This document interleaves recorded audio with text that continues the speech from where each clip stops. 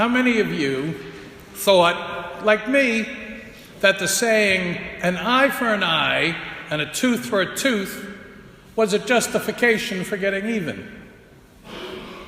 I've heard it go so far as to justify the death penalty. But did you know that it was really created to set limits on a punishment? The punishment was not to exceed the crime. It was a way of restricting excessive cruelties and endless bloodletting in response to the offenses against some community or a family. It was not meant for personal grudges and conflicts. It was a guide for administering justice. And Jesus carries this one step further. He is requiring his disciples not to seek revenge when someone has offended, not to get even. He's asking us to be free and not let the behavior of someone who harms us determine our own actions. Now, this whole passage that we heard this morning, that may be hard to hear in light of the national debate about security. I can just imagine the responses that some people could make. Hey, get real. Get your head out of the sand. Face reality. If somebody hits me, I'm going to hit them back even harder. Yet, Jesus gives us specific examples about not resisting an evildoer.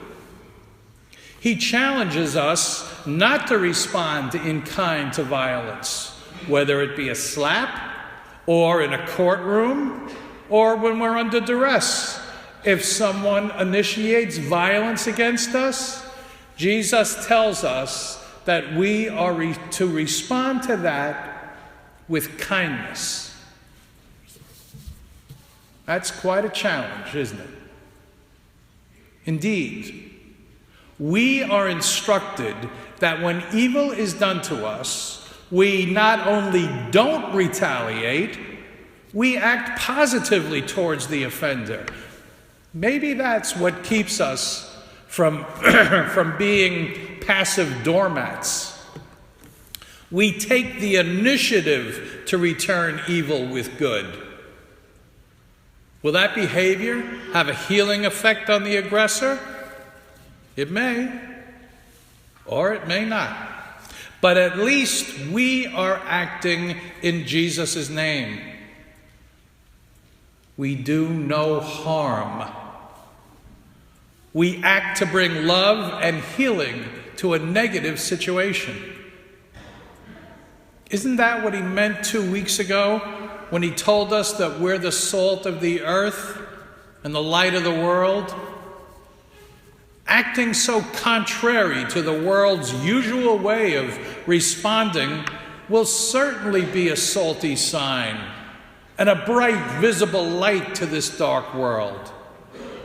If we act as Jesus instructs us, we will be hard to miss, hard to ignore, just like he was. Jesus has shown us the way. He was victimized, but he chose not to be a victim.